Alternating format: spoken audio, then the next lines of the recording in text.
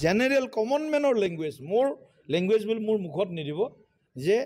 অকণমান সাহায্য লওঁতে আমি অইনক বেছি সুবিধা দিব লাগে নিজৰ ক্ষেত্ৰত অলপ কঠোৰ হৈ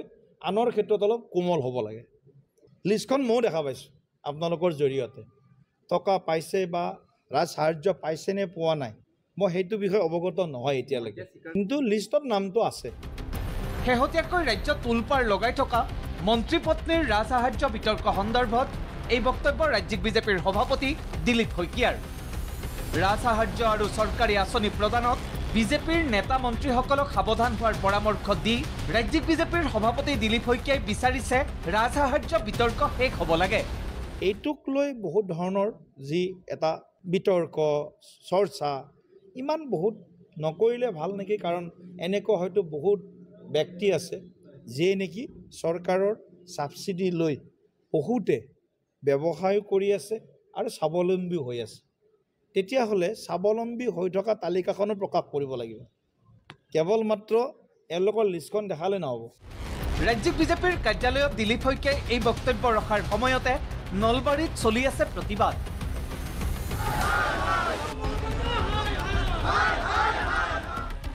নলবাৰীত প্ৰতিবাদৰ নেতৃত্বত প্ৰাক্তন বিধায়ক অশোক শৰ্মা বিষয় একেটাই ৰাজ সাহায্য আমাৰ নলবাৰীৰ বিধায়ক হিচাপে আমি লজ্জাবোধ কৰিছোঁ এটা কথা কৈছিল যে তেওঁৰ ফাৰ্ম মানে গো পালনৰ ব্যৱস্থা বিধায়ক হোৱাৰ আগৰ পৰাই আছে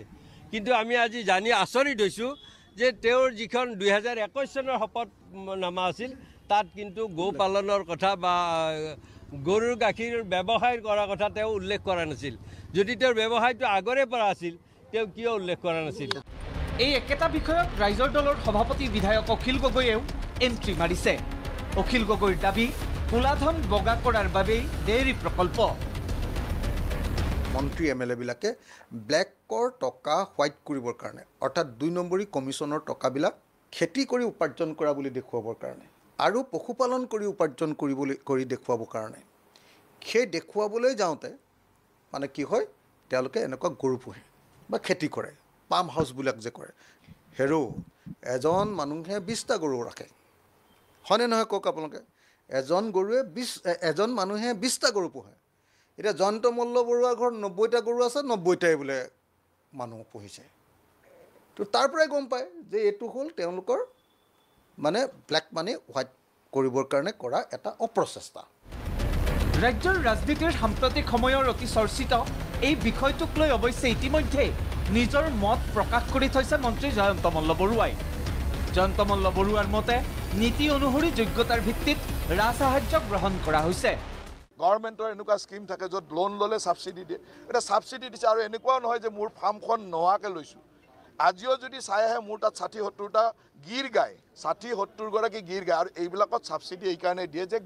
গৰুৰ ব্যৱসায়টো বা গাখীৰৰ ব্যৱসায়টো লাভজনক নহয় এই ব্যৱসায়টো মই যেতিয়া আৰম্ভ কৰিছিলোঁ তেতিয়া মই মন্ত্ৰীও নাছিলোঁ আনকি বিধায়কো নাছিলোঁ বিধায়ক নোহোৱা দিনৰ পৰা কৰা ব্যৱসায় এটা কৰি আছিলোঁ মোৰ পত্নীয়ে সেই ব্যৱসায়টো চাই আগতে ময়ো চাইছিলোঁ এই ব্যৱসায়টো তেওঁ চাই আছে আৰু সেই চাই থকা ব্যৱসায়টোত এনেকুৱা ধৰণৰ লোন আগে পিছেও লৈ আছে আৰু গভৰ্ণমেণ্টত এগ্ৰিকালচাৰ ভেটেনেৰি ফিচাৰী এইবিলাক ছেক্টৰত আম্বানী লোন ল'লেও ছাবচিডি পাব আপুনি লোন ল'লেও ছাবচিডি পাব মই লোন ল'লেও ছাবচিডি পাব মন্ত্ৰীয়ে স্পষ্টীকৰণ দিলেও বিৰোধী ৰাজনৈতিক নেতাসকল আশ্বস্ত হ'ব পৰা নাই